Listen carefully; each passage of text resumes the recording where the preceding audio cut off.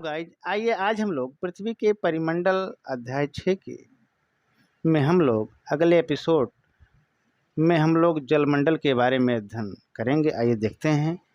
जलमंडल हमारी पृथ्वी पर लगभग 3/4 यानी कि 71% भाग पर जल का विस्तार पाया जाता है तथा लगभग 1/4 29% भाग पर स्थल का विस्तार पाया जाता है। और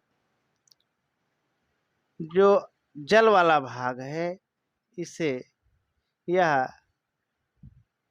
यही नीले भाग महासागर हैं। ये महासागर आपस में जुड़े हुए हैं। इसे हम लोग इस प्रकार समझ सकते हैं कि सबसे बड़ा महासागर प्रशांत महासागर है, जो पृथ्वी पर 16.5 करोड़ वर्ग किलोमीटर में फैला हुआ है। दूसरा महासागर अटलांटिक महासागर है, जिसको यस आकार का महासागर भी कहते हैं, अंध महासागर भी कहते हैं, आंध्र महासागर भी कहा जाता है। ये 8.2 करोड़ वर्ग किलोमीटर में फैला हुआ है। और तीसरे नंबर पर हिंद महासागर का विस्तार पाया जाता है। इसका क्षेत्रफल 7.3 करोड़ वर्ग किलोमीटर है। और आगे है आर्कटिक महासागर, जो 1.4 करोड़ वर्ग किलोमीटर क्षेत्रफल में फैला हुआ है। और आगे है दक्षिणी महासागर, जिसका विस्तार 0.2 करोड़ वर्ग किलोमीटर क्षेत्रफल में पाया जाता है। और आगे चलते हैं। आगे हम लोग देखेंगे कि जो महासागर है इसमें 0.03%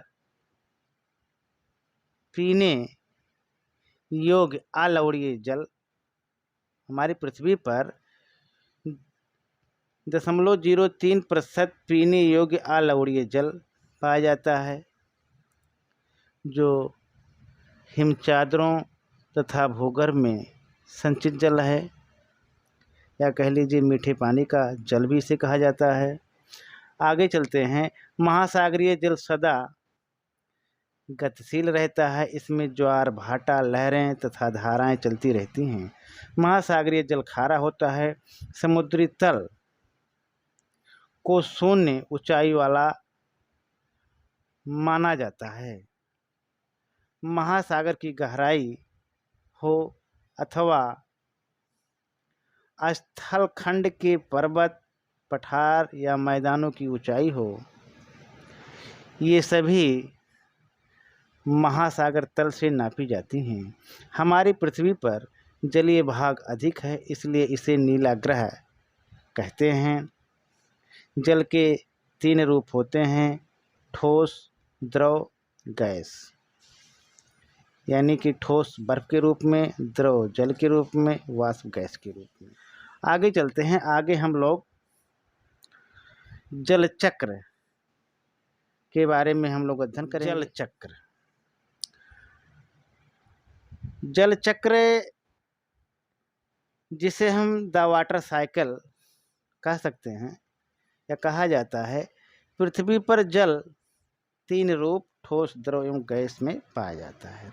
जल चक्र का तात्पर्य जल के तीनों रूपों के आपसी परिवर्तन से है। यह निम्नलिखित प्रक्रिया द्वारा संपन्न होता है।